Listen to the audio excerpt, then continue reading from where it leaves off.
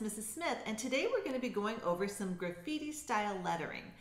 We all know that graffiti is illegal, but a lot of cities now hire graffiti artists and they pay pretty good to do beautiful murals or designs on the sides of buildings to beautify their city. And it's really nice to see that it has come this far. So remember, keep it legal. And I just want to show you some really cool techniques to do some lettering and blending with just kid markers, okay, your water-based markers. So it's going to be really cool. So we'll be able to achieve some blending like this. Take a look. This is my last name, Smith. And this is a combination of a lot of different markers, but we're going to start out small. Notice how on my name there are some other symbols that are in there as well, and we can add those types of things. But I want to go over the basic lettering and how to get started, because sometimes you just don't even know where to begin. So we will be taking a simple word, and I'll show you how to get that into some block type of letters, graffiti style lettering, and how to blend everything with the markers. So let's get started. Okay, here's a quick look at what I need to do this project. These are just some water-based markers that are in the kids section. Okay, just regular markers, pencils, eraser, and of course my pencil sharpener. So let's get started with our graffiti style of lettering. All right, we're going to take a look. I think I posted this in the beginning, just a little close-up here of some of the lettering, the images that are in there. You can see highlights have been put in, and notice that the letters are blended in color, and they also are using colors next to each other on the color wheel. We're going to go with the word rad. And okay, maybe it's not still used today. I'm a product of the 80s, but hey, let's bring it back, okay? So let's go ahead and start. I'm going to go with my capital R, and I'm going to make the end of it like go over like that. Okay, so there's my R. My A, I'm just going to put in here. They're going to overlap.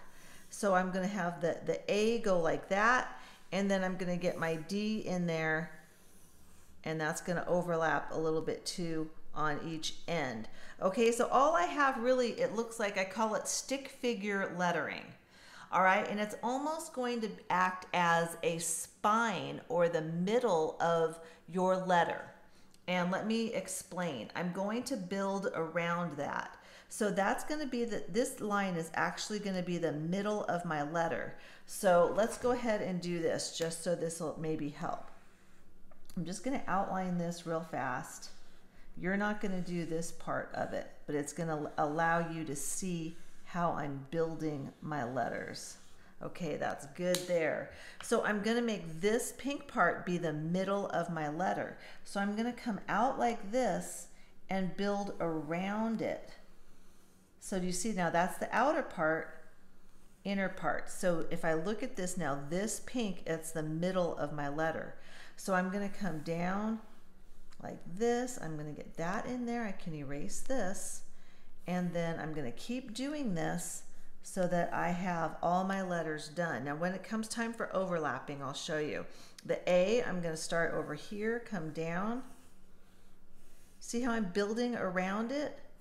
So that now is my just inner portion of the letter, and I'm going to come down and build that other part of it. So same for the D now. I'm going to come around real big, get that inside part, and then I also build around that part.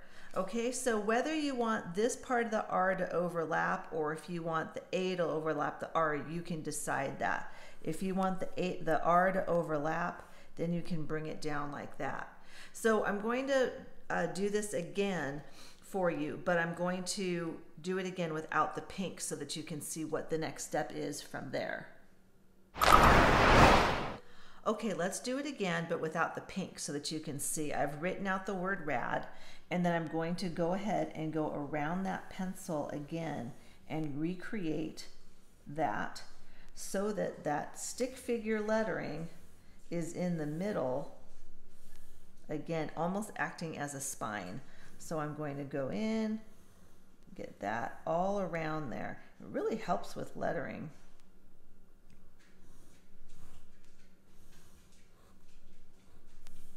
Okay, and the inside of the A there, real tiny. and then around the D, back down, and then the inner portion of the D as well.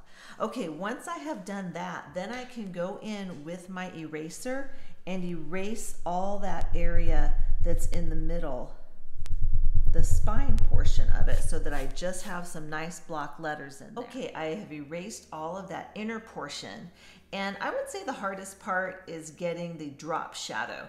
The drop shadow is going to be where you can see the side of the lettering, so it looks more three-dimensional. And how do we achieve this? You can decide which side you want it to be on, that you can see the edges of the, or the thickness of the letter. So let's go ahead and make it be on the left side.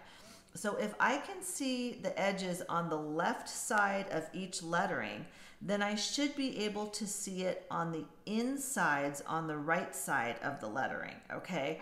So let's go from there. I'm going to, this is just a little bit of perspective here. I'm taking where those points are and drawing a line straight down. My next line will be parallel to this line, okay? And then I'm gonna do the same thing in here where I'm gonna bring it over and I'm gonna see that line on that side there. So this is angled, parallel to each other. And then this is just brought up into the corner and down. Now, so if I can see it on the left side, on the outside, on the inner portions of these letters here, I can see it on the inside. So that'll give me that thickness for the R on that side. So I want to do the same thing here. I can see this side, so I'm going to make that letter look thicker that way. So we are doing the left side that we can see. So I'm going to angle that line down, bring that straight down. You can see it a little bit there. And then here I could see this part, and on this side of the letter, angle that down. If I have to erase where it's overlapping, I will, so you can see that. Now, you can't really see, this is all going to be dark in there because it's such a tiny little portion that I put in there. You could make it a little bit bigger if you want to. If you did this area bigger like that, then you would put a line just like that so you can see the inner portion of it. And again, you're going to see it on this bottom part here for the little overlap of the A. Now the D, we're going to go on the left side again, angle those lines down, bring this over. Like I said, this is probably the trickiest part of doing the lettering. For a curved line, you're just going to see, like from here, you're going to start it and then make it a little wider coming down so that you can see that. And again, on the inside of the letter, I'll bring that around for the D. All right, so now I've got my three letters and I've got them looking a little bit more three-dimensional. I erased some of the lines that I need to and finished off my depth on the letters. And now I'm just going to add some fun little things around it. So at the top here, I might just add a funny little fish or something. Maybe I'll just make it look like an eye or a fish. You don't know, right? Do something funny there. If I want to, I can add some, let's just do a little paint splat or something over there, okay? So now I've got just a couple things on there, some additional things that I'm gonna do. And the next step is to color. So we don't wanna use black to do the depth of the lettering first. We want to do all of our shading and everything with the colors and with the markers first, and then the last part of it is the nice outline. So what I want to do is show you my method for doing blending with your basic markers that you can get, you know, the kid water-based markers. Okay, let's take a quick look at the color wheel. Colors that are next to each other on the color wheel are going to blend together the best. So blue and green, orange and red, the purple and red or purple and blue, anything right next to each other is going to blend the best. Opposite colors are going to have a really hard time blending, so let's keep that in mind when we're doing this. Okay, I've paired off some colors that are right next to each other on the color wheel. And this is how I'm going to arrange my drawing. So I'm going to put these two aside for now. and I'm going to show you how we blend. So it's a fast process. It's a little fast paced, so you're going to have to work quickly. And what you're going to want to do is just take the caps off your pens right away and keep them like this, one in one hand, one in the other. And when I draw, I want you to notice that when I come to an end with one color, I do not like cap it off and make it look like it's a box or anything. And I'll show you what I mean.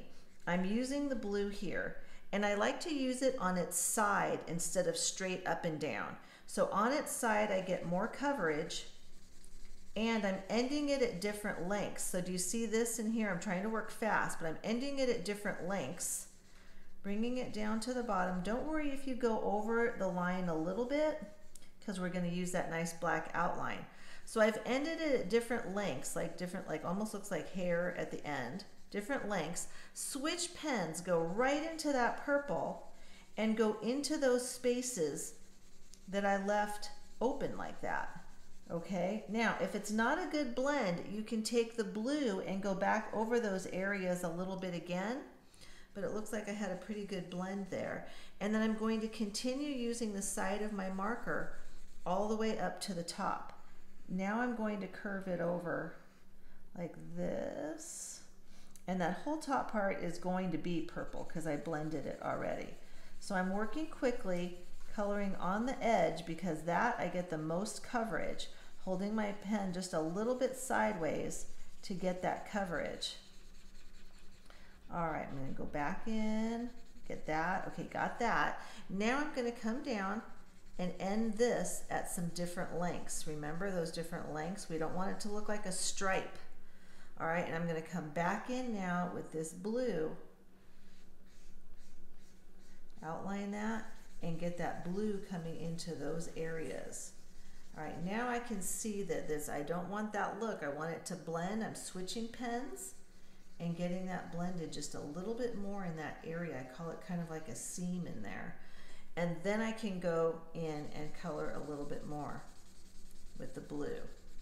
All right, so I get a nice blend of going from blue into purple with my water-based.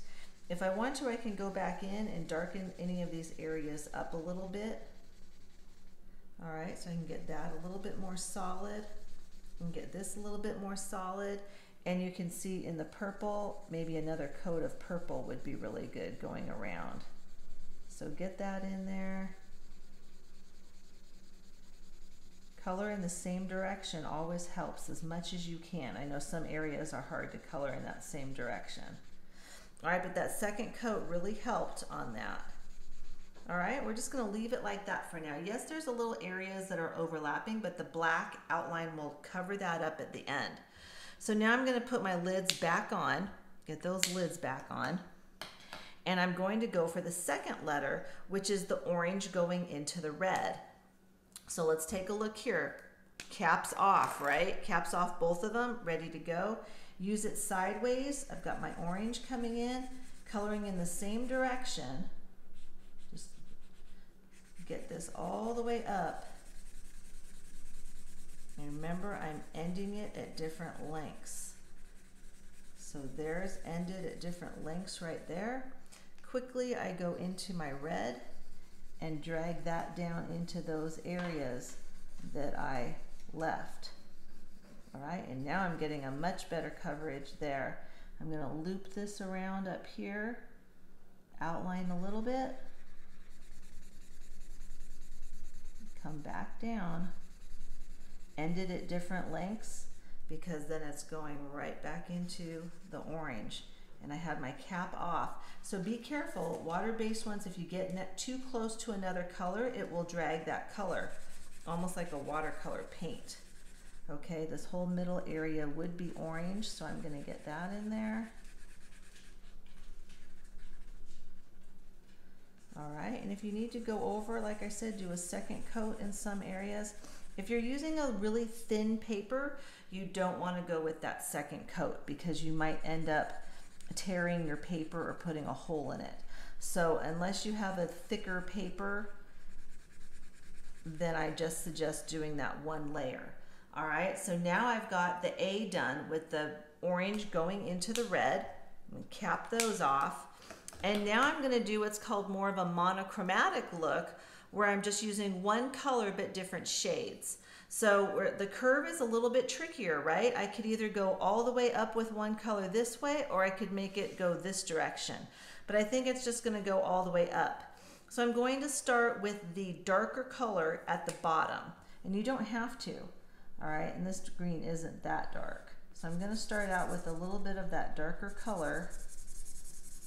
And I'm going to just do this little section here so that you can see, and I'll make that come straight down to where that drop shadow is. And then I'm going to get the lighter green going into that now. And I want to go over that area really good. That seam, I call it, remember? Okay, and then if I need to, I can go back in, if you have the thicker paper, and get that blended just a little bit more. And then you can go in and see this is pretty much where it's going to stop over here.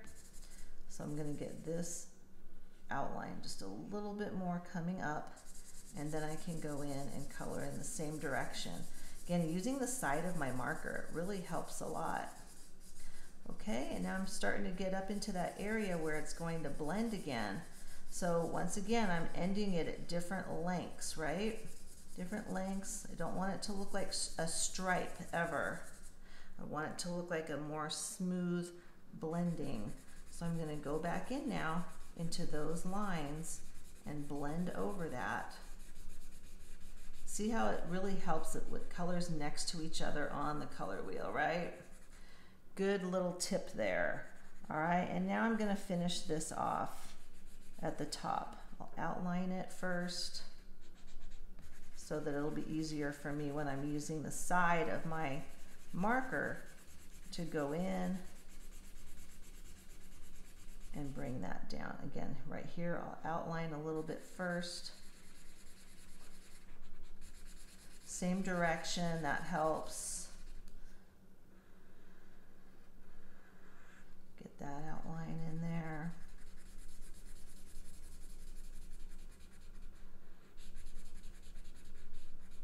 All right, so now I've got that in there. Again, only do second coat, and if you have the thicker paper that you know it can withhold some more marker on there and it doesn't start to fall apart.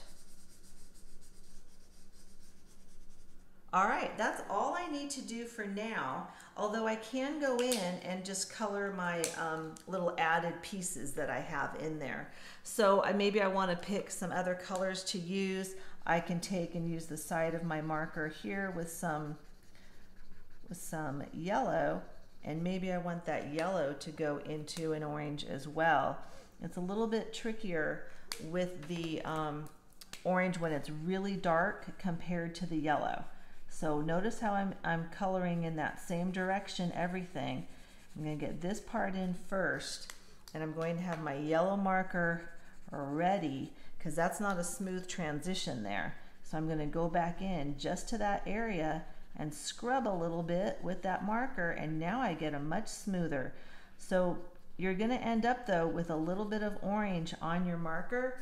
It's always good to have a piece of paper set aside that you can take and kind of like clean your marker, like roll it on there and clean it off like that. So the next time you use it, that color is not going to smear on there. And then for my paint splat, I might want to take just a little bit of this green again, because that'll be a nice area to fill in. It'll balance out the picture a little bit more with that right there. And I'm just going around the edges.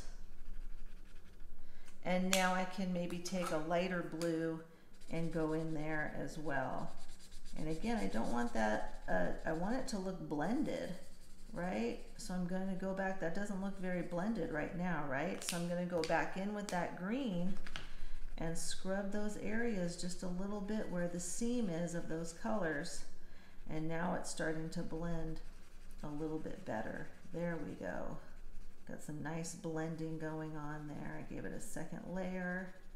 Okay, so now I have a few things all blended and I can go in and start with my outline. Now, if you have a Sharpie, that's great if you can use that. If not, you can use your black Crayola marker and just you're gonna outline all of your drop shadows, color them in with black, and then outline everything else and get it done in black as well. Okay, I'm gonna use a black Sharpie for this and I'm gonna go in and outline all of the letters first, okay? So be real careful outlining. You can go back in and fill in things a little thicker if you want to, okay? And go back in, outline, get that inner drop shadow, and then you're gonna color it in after you outline. This way it'll help you keep it nice and clean looking, okay? So I'm gonna do the same thing, outline, and then go back in and color that area.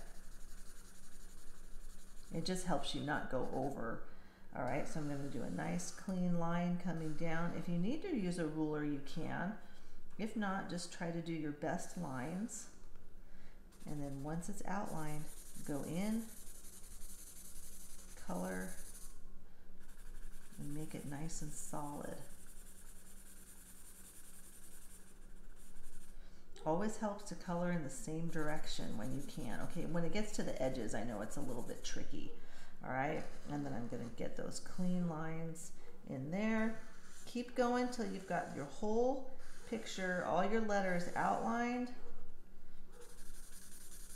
and you've got a nice clean image. Once your letters are outlined, then you can go in and also outline your little images that you put in there as well. I outlined everything and now I'm just doing some final touches. I added a few more little drops there to balance out my piece. And then I'm just gonna go in and I've just taken the darker marker in some light areas and I've just added a little extra highlight, you know, in there that's a little bit darker. So I took the darker green and put it on top of the lighter green. And I took the darker blue and put it on top of the purple. So you can see how that works. And just to get a few more added lines in there. If you want to, in the really dark areas, you could use black to get some added features in there as well. And there you go, you've got your word. It always helps out to start out with a small word first, and then you can build from there. So thanks for joining me.